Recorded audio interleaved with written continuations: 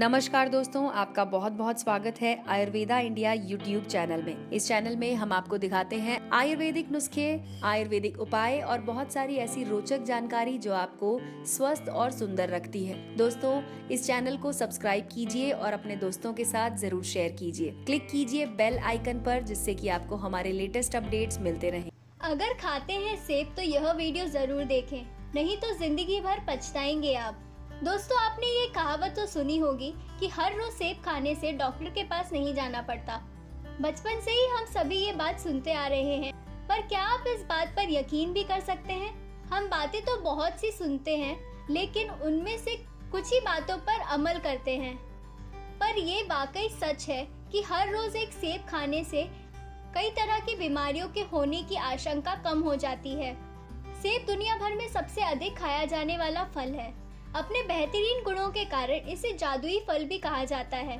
इसमें पर्याप्त मात्रा में एंटीऑक्सीडेंट और बीमारियों से लड़ने वाले तत्व पाए जाते हैं।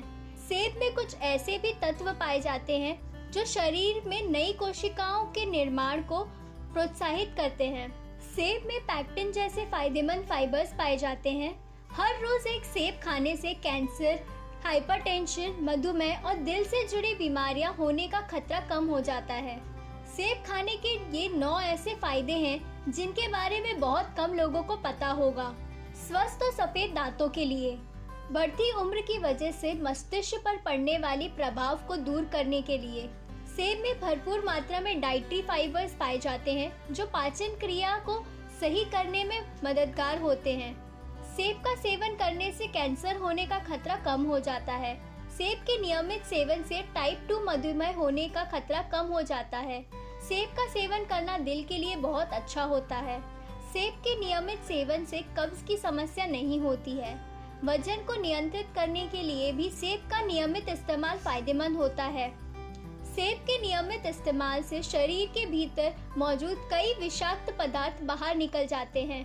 तो दोस्तों, हमने आपको सेब खाने के कुछ फायदों से अवगत कराया। अगर आपको हमारा ये वीडियो पसंद आया हो तो इसे लाइक करके अपने दोस्तों के साथ जरूर शेयर कीजिए। देखते रहिए आयुर्वेदा इंडिया। स्वस्थ रहो, मस्त रहो।